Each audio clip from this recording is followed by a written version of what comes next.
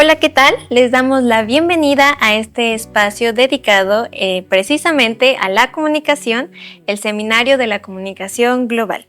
Este programa es producido por el Cuerpo Académico de Estudios en Comunicación, Educación y Tecnología de la Facultad de Ciencias de la Comunicación de la Universidad Autónoma de San Luis Potosí.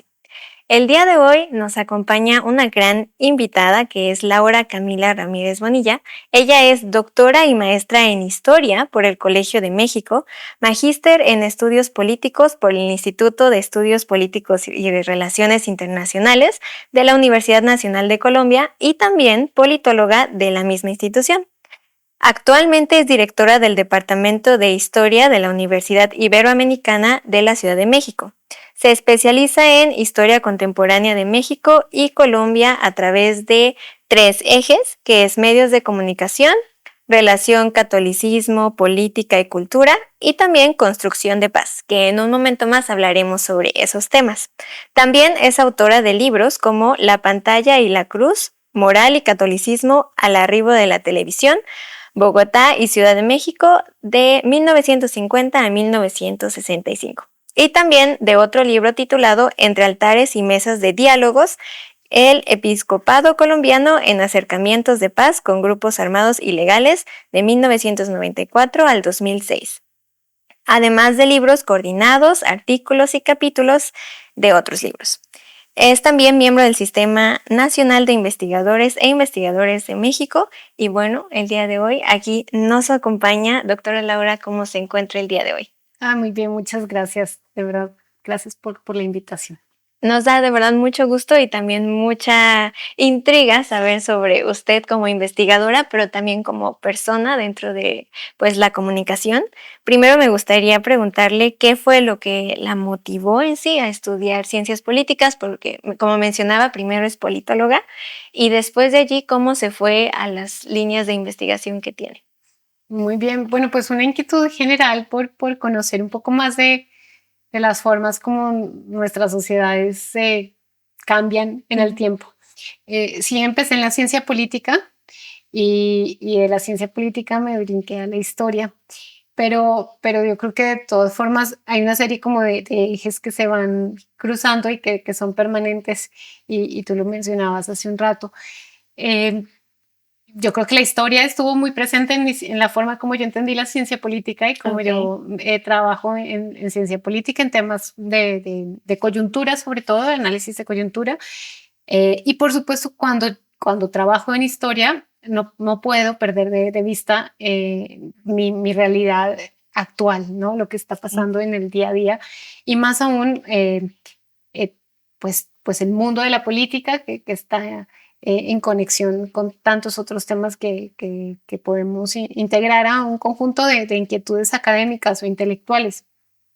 Y, y la verdad es que en ese ir y venir de la ciencia política y la historia, los medios de comunicación han sido una curiosidad permanente y una Okay. forma también de canalizar inquietudes de ambas cosas, de lo histórico y de lo político. Mm. Entonces, de alguna forma ha sido como interactuar con varias disciplinas Sí, sí, y es al mismo muy. tiempo de conectarlas para tratar, a ver si trato de entender algo de lo que me interesa de las sociedades. Hace un momento, fuera de cámaras, hablábamos que a veces las ciencias sociales como que la gente no les llama la atención porque quizá no son tan materiales o prácticas. ¿Qué fue lo que usted dijo o le hizo escoger ciencias sociales? Pues yo creo que si hay un compromiso, una especie de forma de sentirnos interpelados con nuestro tiempo y la manera en la que como sociedad resolvemos problemáticas. Mm. Entonces, para mí tenía un sentido muy pragmático de decir, bueno, ¿por qué los índices de criminalidad suben? ¿O por qué no podemos entendernos en la diferencia? ¿O por qué quizá un acto religioso interviene en un escenario político? Okay. Cuando parecería que solamente tuviera que estar ligado a la vida de la fe. Mm. Entonces, creo que la intención fue un poco más amplia de decir cómo cómo me siento yo interpelada por eso y también cómo lo explico y en la medida de lo posible, cómo puedo aportar a transformar de pronto esas realidades que a veces no son tan Visibles. y quizá no siempre tan, ay, pues tan fructíferas, tan virtuosas o que nos pueden hacer mejores personas, ¿no? Entonces, tiene que ver como con una combinación de eso. La ciencia política está un poco más abocada a ese entender. Eh, y la historia quizá en un sentido más profundo de conexión con el pasado ayuda muchísimo a ser muy escéptico, a problematizar, a tener siempre muchas preguntas abiertas. Y bueno, eso que le intrigaba, ¿cómo llegó a la paz? Porque una de sus líneas de investigación es la paz. Ya nos comentó cómo entró a los medios y a la historia y a la política y por qué le llamó la atención, pues todo lo que tenga que ver con la paz, los medios, etcétera. Bueno, en temas de construcción de paz, la verdad es que sí, en el caso mío, pues yo soy colombiana y estudié ciencia política en Colombia, en una universidad pública, en la Universidad Nacional de Colombia, luego hice la maestría en estudios políticos y bueno, inevitablemente quienes estamos en Colombia, sobre todo, no me atrevo a decir que una generación más que otra, pero sí tenemos ya varias generaciones de estar viendo de frente un conflicto armado que no se resuelve. La permanente existencia de grupos armados que bien desde los años 60 se conformaron como guerrillas, se transformaron en el tiempo, la aparición de grupos paramilitares, de formas distintas de criminalidad, del mismo narcotráfico. Hemos sido testigos de episodios de terrorismo muy traumáticos para la sociedad. Entonces es inevitable que nos cuestionemos eso. Entonces, quienes estudiamos estas disciplinas en ciencia política, regularmente terminamos tocando base con las formas de comprensión del conflicto armado en Colombia y las distintas condiciones de violencia.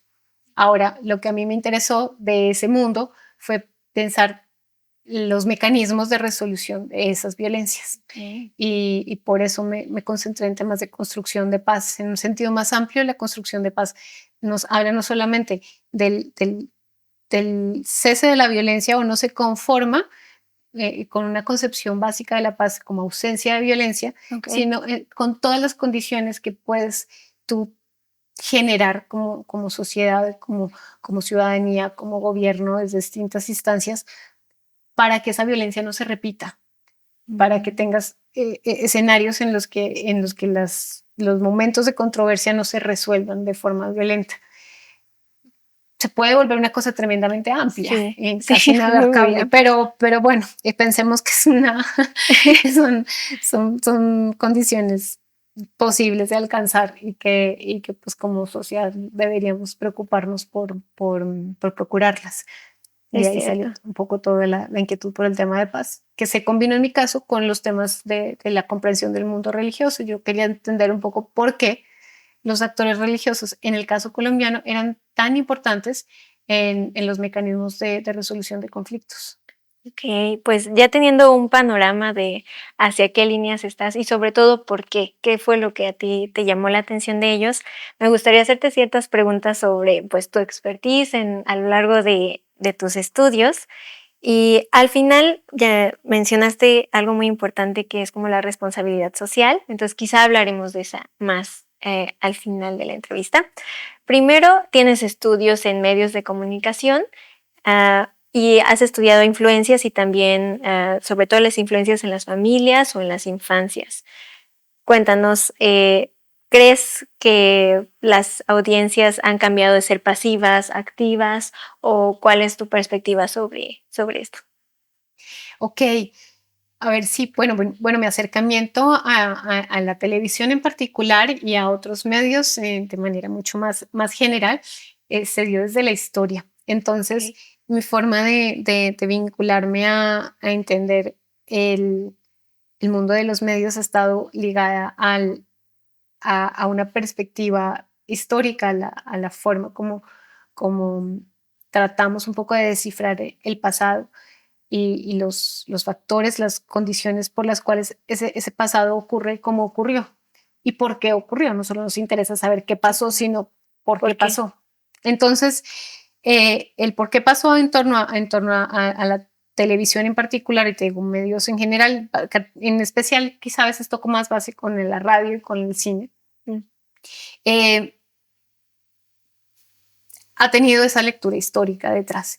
Entonces, de alguna forma, lo que procuro hacer es problematizarlo históricamente y de alguna manera me concentro más en los años 50, me interesan esos primeros años, me interesan los 50, los 60, cuando todavía el medio es una cosa, en particular la televisión, poco más difusa, se está insertando, es novedad, es parte de un rito al mismo tiempo, todavía no es rutina, tiene una gran cantidad de desventajas, a veces de competencia con otros medios, pero al mismo tiempo se está haciendo un lugar propio. Me interesa esos momentos como de cambio, de interacción en el consumo, en la sociedad, en la vida cotidiana, en las infancias, por ejemplo, pero también te podría decir que podríamos detenernos en el mundo de las mujeres o en el mundo de la publicidad o en los géneros televisivos, en el empresariado. Hay muchas posibilidades de análisis y bueno, las audiencias en el otro cachito dentro de esas tantas posibilidades. De pronto de ellas mencionaría dos cosas muy rápidas. Uno, sacarnos un poco de la idea de la cabeza que las audiencias de los años 50, 60, que son las primeras audiencias televisivas, son pasivas. Al contrario, están ahí muy presentes, reaccionando a los contenidos. Tienen formas distintas de interacción, pero quizá no son las que nosotros hoy tenemos con la televisión. Y por otro lado, es una audiencia que se está construyendo y entonces se construye al tiempo que el medio también se construye. El medio se hace una idea de cómo esa audiencia es sin todavía conocerla lo suficiente. Y también la audiencia está entendiendo de qué se trata ese medio de comunicación que está apareciendo. Y por eso es como un momento como muy, muy particular de estudio y además no es tan fácil de rastrear. Varios de los televidentes de los años 50 pues ya no están con nosotros, entonces he logrado hacer entrevistas, pero ya mucha gente que entrevisté hace 10, 15 años pues ya no está con nosotros, entonces tener ese testimonio se hace más difícil y tenemos que ser como muy creativos para rastrear a los televidentes de la época en distintas fuentes. Entonces es muy divertido de trabajar ese tema en particular. Es muy interesante porque acabas de romper un cierto paradigma que existe en las ciencias, incluso de la comunicación, que se menciona que antes las audiencias eran pasivas y que el Internet y la interactividad nos hizo activos. Pero tomando en cuenta esa perspectiva que tienes, que no, desde el principio fue activo, solamente que de diferentes maneras de interactuar, pues eso cambia muchísimo el panorama para los estudios de este tipo. Sí, y es muy interesante. Mira, yo por lo menos veo tres momentos o tres mecanismos de participación donde había un fogueo directo con el televidente. Los correos de lectores de las revistas de televisión, que pues las revistas de televisión llegan como a finales de los 50, Teleguía es quizá la principal, pero otra muy importante que se llama TV. Y TV iba cambiando según el año, entonces TV 55, TV 56, TV 57, siempre tienen correos de lectores. Entonces lo que vamos a hacer es mucho retratar en un poco caracterizar al televidente en esos correos. Entonces se quejan de los comerciales o les encanta determinado género.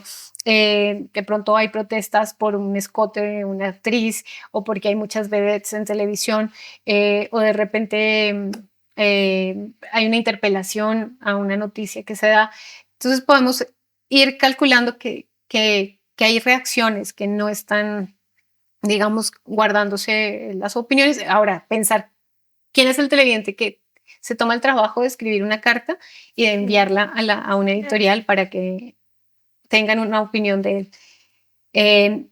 Los concursos, por ejemplo, que son muy interesantes, había oportunidad de participar en los concursos mediante de pronto llamadas telefónicas, Sí, sí. participar porque había convocatorias en los periódicos para ir em, a los distintos escenarios donde se llevaban a cabo Los los programas de concursos. televisión. Entonces participaban como público. eh, y salen los anuncios en la prensa para que la gente asista al foro tal o al teatro no sé qué para Ujú. transmitir. Eh, y por supuesto, también los mismos realizadores de televisión eran de alguna forma televidentes que se estaban formando. Entonces, Es cierto. yo creo que también ahí hay un cálculo distinto. He tenido oportunidad de entrevistar gente de televisión que también tiene una opinión de la televisión que se hace y claro que reacciona también al modo como ellos estaban haciendo televisión.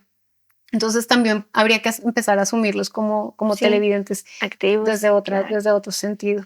Sí, hay debates muy interesantes en esas revistas. Está Reyes opinando sobre la televisión, Vasconcelos opinando sobre la Mm. televisión, intelectuales de la época diciendo esto qué es y cómo funciona y por qué nos tiene que importar. Ok. Wow, es muy interesante porque sí es una perspectiva completamente diferente.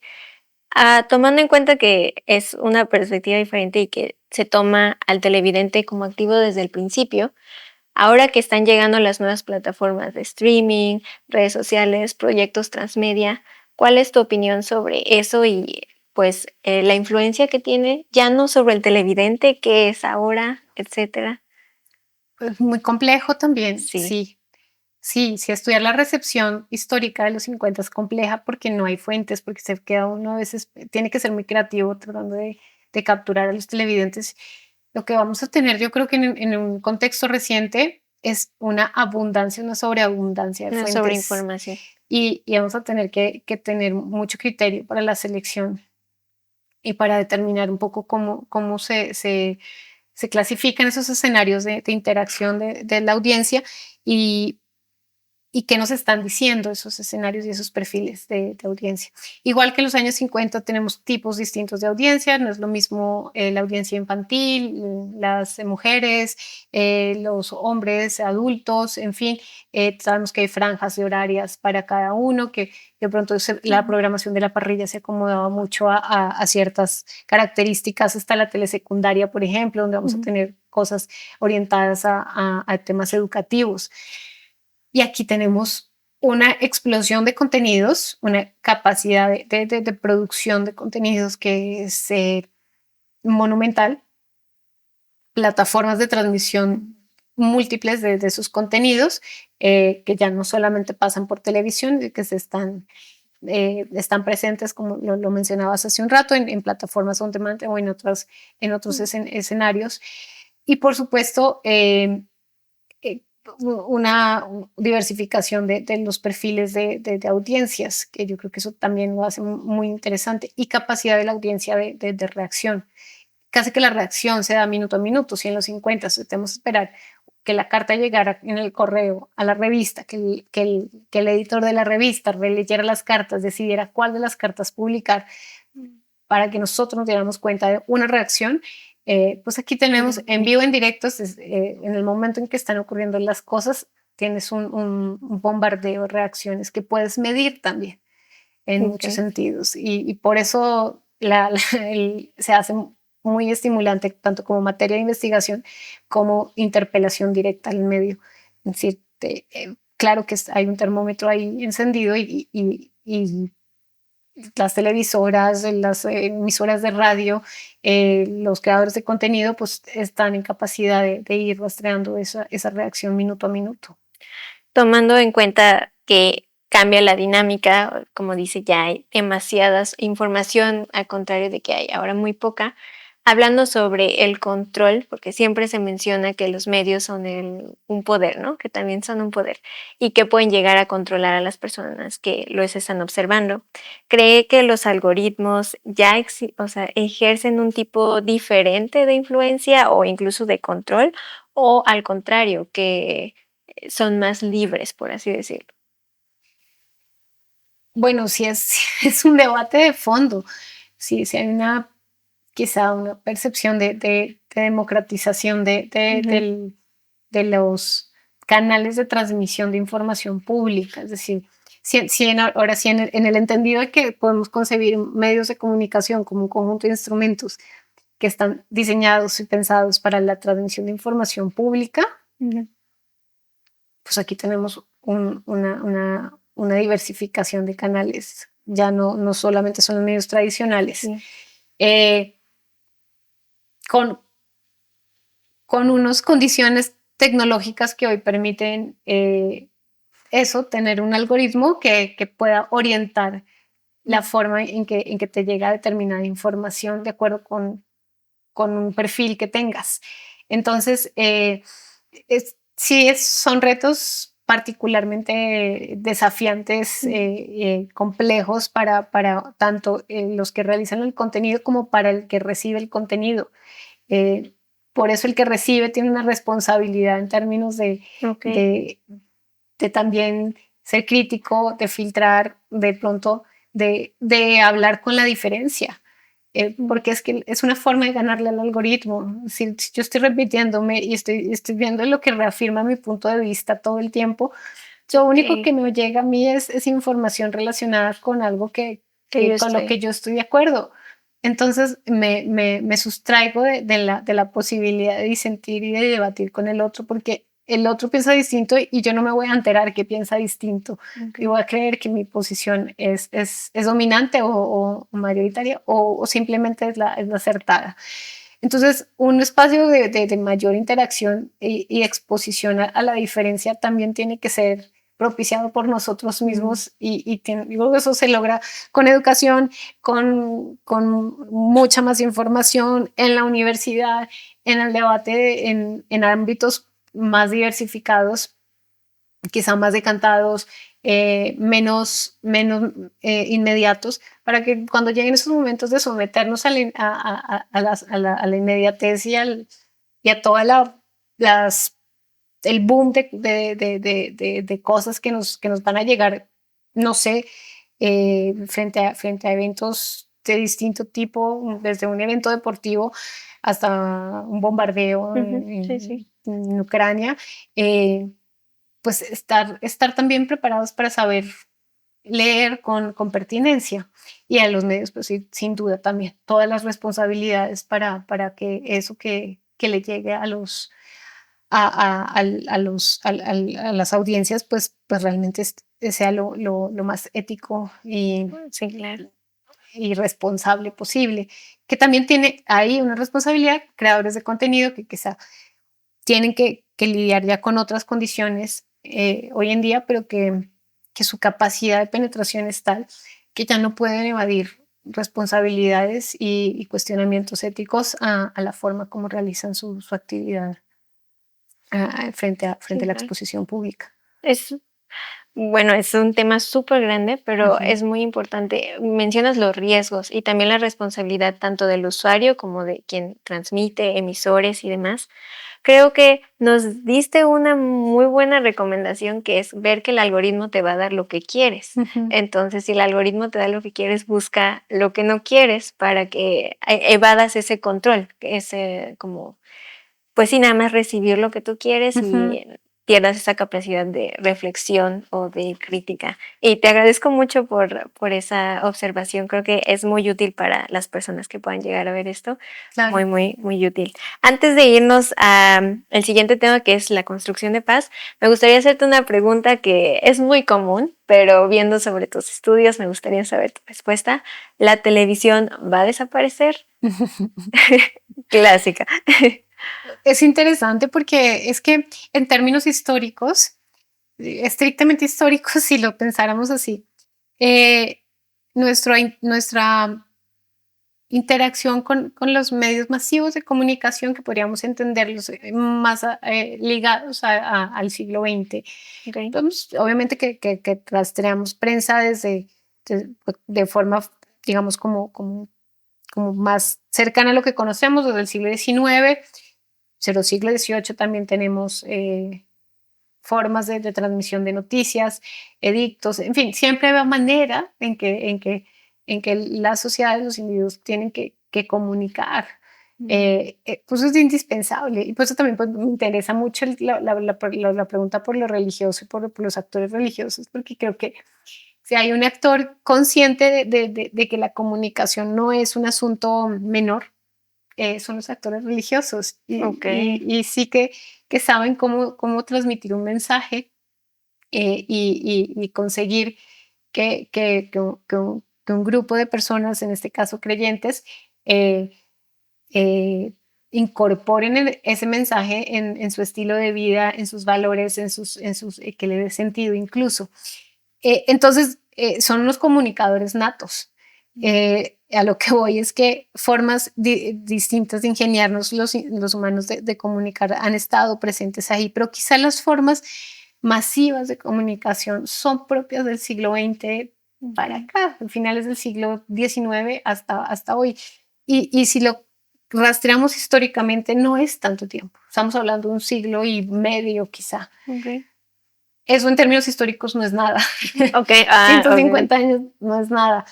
Y si te fijas, los medios han ido apareciendo, medios de comunicación han ido apareciendo paulatinamente, llegan nuevos, llegan otros, quizás entran en desuso unos y desaparecen, pero más que un medio estoy pensando en ciertos instrumentos tipo fonógrafo, no sé, el telegrama, bueno, el beeper, que son o sea, instrumentos para la transmisión de mensajes, pero medios de comunicación, pues con todo y todo, se han sostenido. La radio sigue ahí, la prensa sigue ahí, las agencias de noticias siguen ahí, el cine sigue ahí, si queremos expandirlo aún más, y la televisión sigue ahí. Entonces, yo no veo tan factible un escenario de desaparición, así tal cual. Veo más notoria una posibilidad de transformación de ese medio, de una necesidad mayor de interacción con el mundo digital. Pero creo que la esencia de la televisión se sostiene todavía. Y no creo que ese cambio sea tan, digamos que una eventual desaparición de eso sea muy pronto. Y no porque, insisto, no porque no seamos conscientes de los cambios, claro que han habido. No estamos viendo televisión en Netflix o en Amazon Prime, o en Instagram incluso, pero seguimos viendo televisión, es decir, sigue siendo televisión. Yo creo que sigue siendo televisión en condiciones distintas, abocada a otras necesidades y otro tipo de resolución, pero la esencia sigue siendo la misma. Audiovisual, imagen en movimiento, sincronizada con sonido, transmitida a distancias, tengo en vivo y en directo. Eso sigue ocurriendo y no creo que vaya a cambiar pronto. Excelente. Y con esta gran respuesta vamos ahora a la siguiente parte, que es pues los medios de comunicación en los procesos de construcción de paz, que es algo que hablábamos antes, que es muy, muy interesante. Bueno, primero, ¿qué significa tener un proceso de comunicación en contextos de construcción de paz?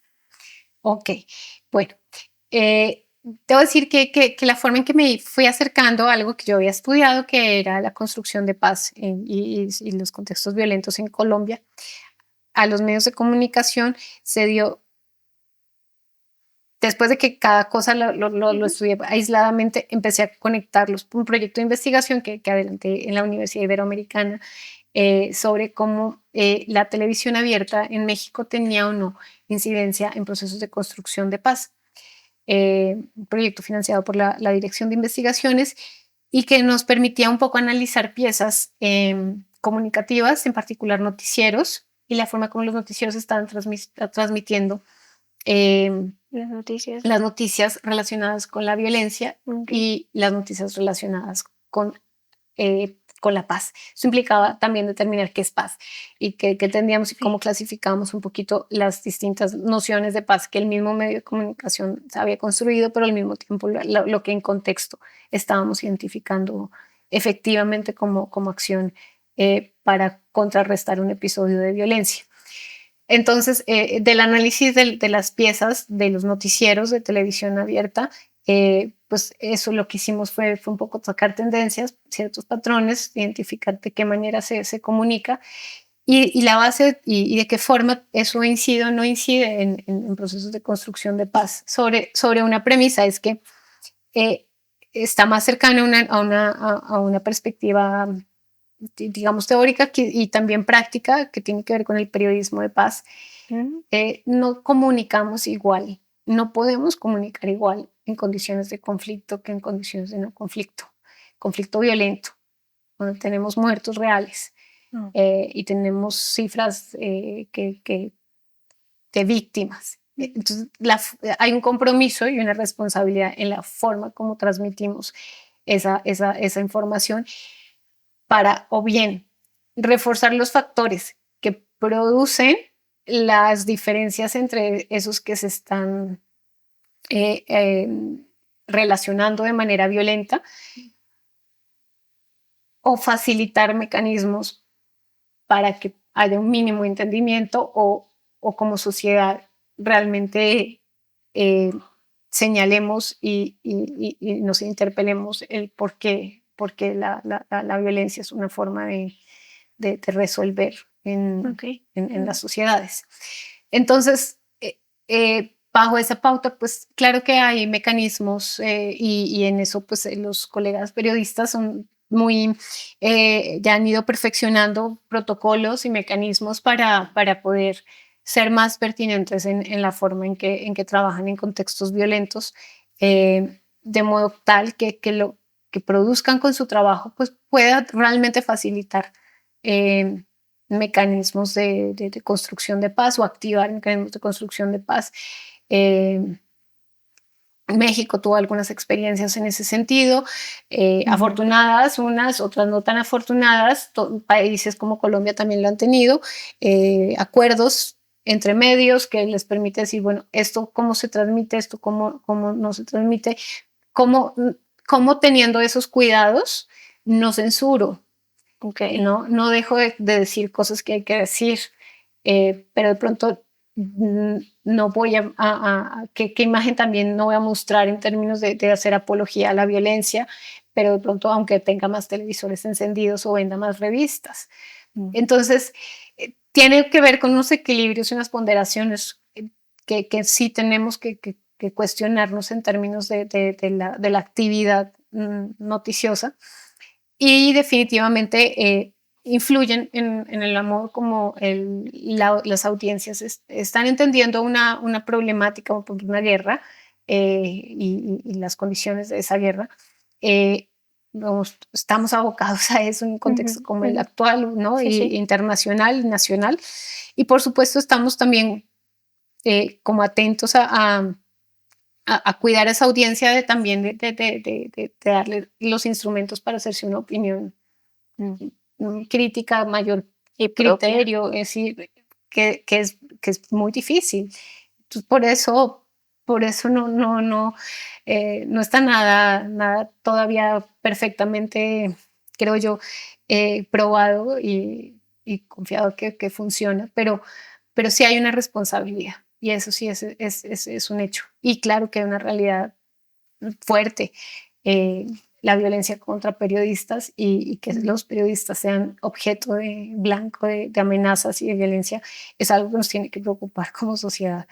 En de los primeros puntos de la agenda, porque es que la labor de ellos es informarnos. Y si como sociedad no estamos informados, pues también compromete la estabilidad de la democracia, de la ciudadanía, de muchos otros factores a los que está asociado el ejercicio periodístico.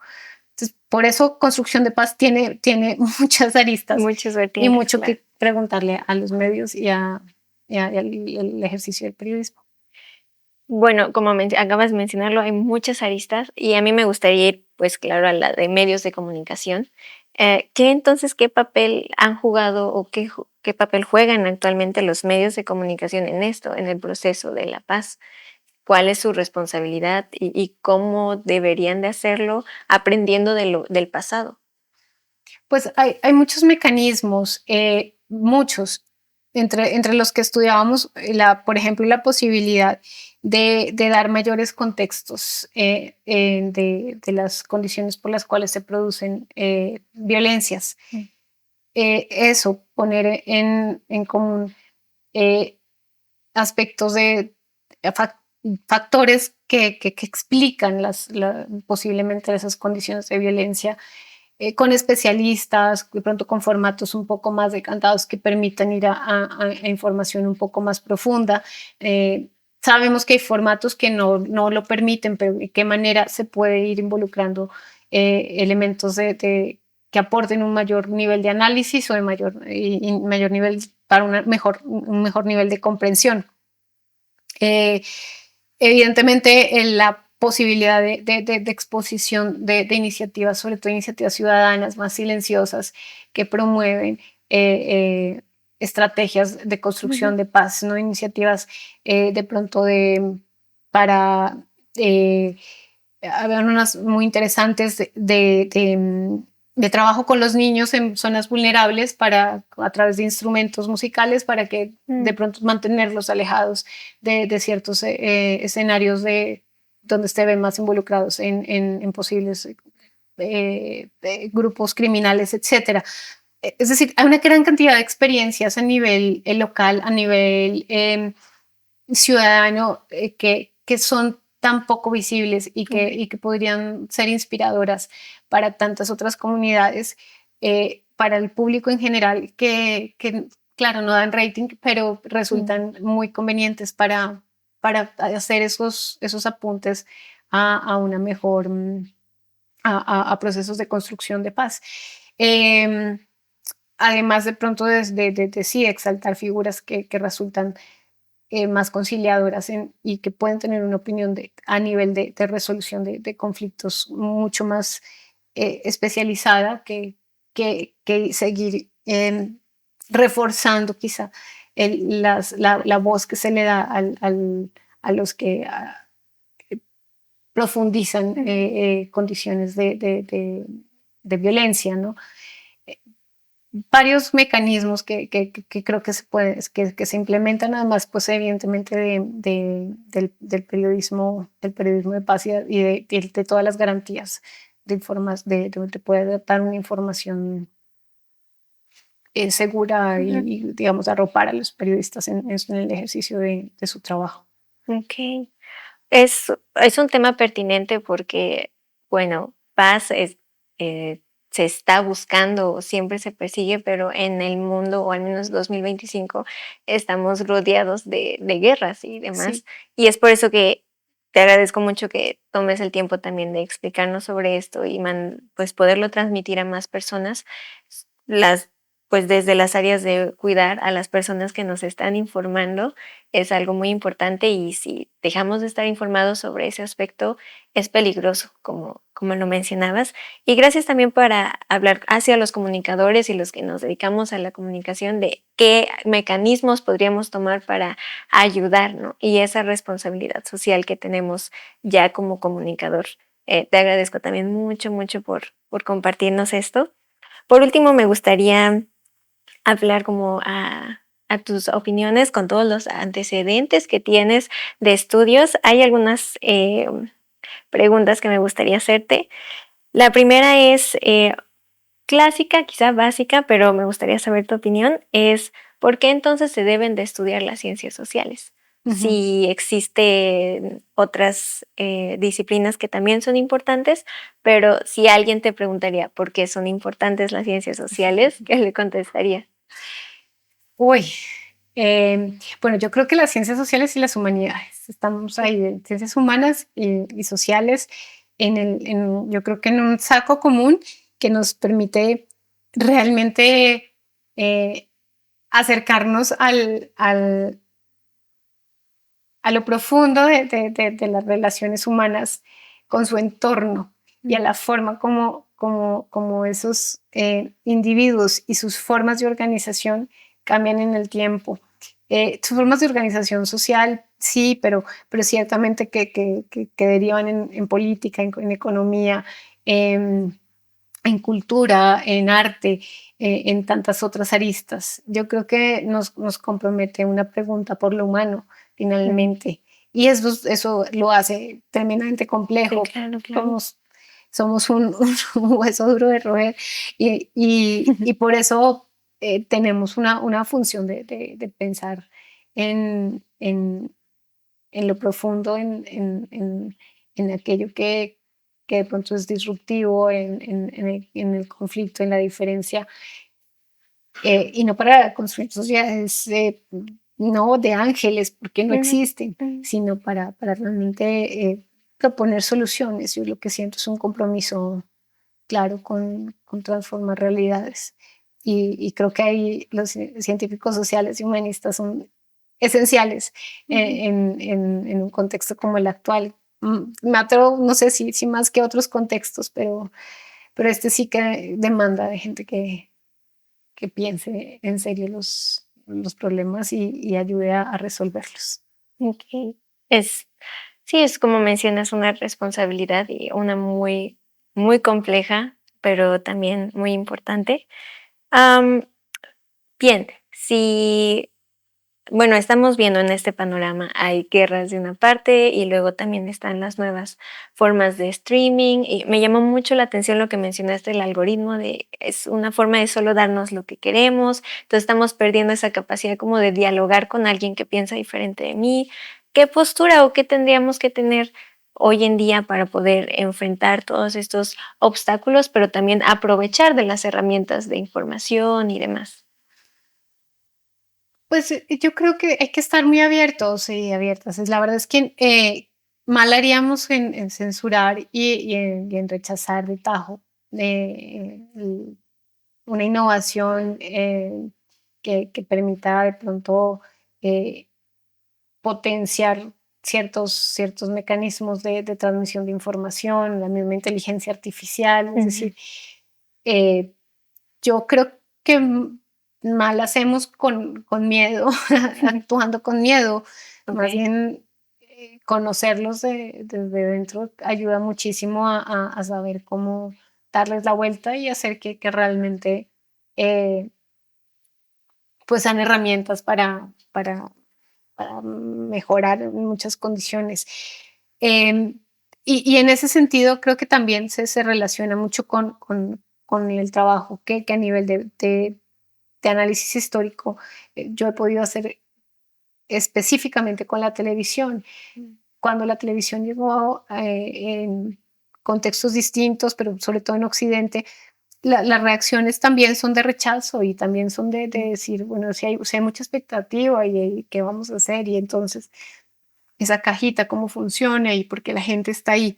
Pero de fondo, claro que había mucho temor en que eso implicara una desatención, por ejemplo, de las obligaciones domésticas, de las obligaciones educativas, o que los niños se volvieran tontos por la televisión, o incluso había manuales para decir por qué tenían que verse a una distancia recomendada, porque posiblemente iba a dañar los ojos de los niños.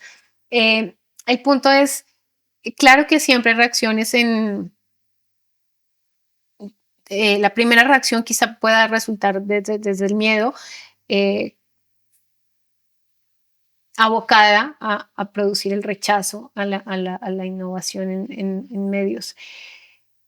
Y creo que hacemos mal. Entonces, lo que ha ocurrido y que pasó con la televisión fue nada ganamos poniéndonos como en el frente de batalla para que la gente no interactúe con un medio de ese tipo, que generaba mucha molestia. Por eso estudio la cosa religiosa con la televisión. Hay sectores del catolicismo que se van a enojar muchísimo porque la tele va a estar en la casa y en la casa no hay manera de controlar como la forma en que ciertos contenidos se producen y ciertos contenidos son también leídos. a diferencia del cinematógrafo que tenía la posibilidad de cortar las películas o que había mecanismos como la Legión de la Decencia, por ejemplo, que clasificaba las películas. Y con la tele no podíamos hacer eso. Era televisión en vivo además. Entonces, a lo que voy es, las formas de reacción adversas a la innovación siempre han estado ahí. El punto es que de manera inteligente se resuelva si nos quedamos en el miedo y el rechazo, o nos pasamos a tratar de entender mejor y a sacarle un provecho realmente virtuoso o interesante de esas innovaciones. Y ahí está el reto, yo creo que y los científicos sociales y los humanistas tienen mucho que decir al respecto. Sí, es cierto, y pues muchas gracias, de verdad esta entrevista me ha hecho reflexionar mucho y estoy segura que también a las personas que lo estén viendo. Pues para culminar, ¿hay algo que te gustaría añadir de todo lo demás? La verdad estuvo muy, muy increíble todo lo que nos compartiste el día de hoy. No, agradecerte a ti, a la universidad, a felicitarles de manera muy especial por este 40 aniversario. Creo que la labor que hacen es determinante en un contexto como el actual, con retos grandotes a todos los niveles. Obviamente estos espacios, los invito a que lean mi libro. Acaba de salir publicado por el Colegio de México y el Banco de la República en Colombia, entonces se consiguen los dos países y tiene que ver justo con esta interacción entre la pantalla y la cruz, los aspectos de orden técnico que quizá ocurren a nivel de televisión y medio de comunicación de los años 50 y de qué manera sectores religiosos reaccionan a favor o en contra, o incorporan o se debaten sobre cómo ese medio modifica aspectos de la vida cotidiana, del consumo, de la cultura, de los órdenes morales. Entonces, bueno, eso, ahí estaré y pues agradecerte muchísimo, Nati, por este espacio y a tus profesores. No, pues muchas gracias nuevamente por acompañarnos. Creo que nos llevamos muchas cosas en qué reflexionar, sobre todo, que este es el objetivo principal del seminario, poder llevarnos cuestiones de reflexión, de crítica y nuevo conocimiento. Y te agradezco mucho que nos hayas compartido y espero que varios puedan leer el libro de la doctora. En fin, te agradezco mucho, mucho. Gracias, muchas gracias. Y bueno, muchas gracias a todos los que nos vieron y a todas también. Gracias por acompañarnos en este espacio de la comunicación que es el Seminario de la Comunicación Global, producido por el Cuerpo Académico de Estudios en Comunicación, Educación y Tecnología de la Facultad de Ciencias de la Comunicación de la Universidad Autónoma de San Luis Potosí. Espero nos puedan acompañar en la siguiente entrevista y bueno, muchas gracias por haber visto.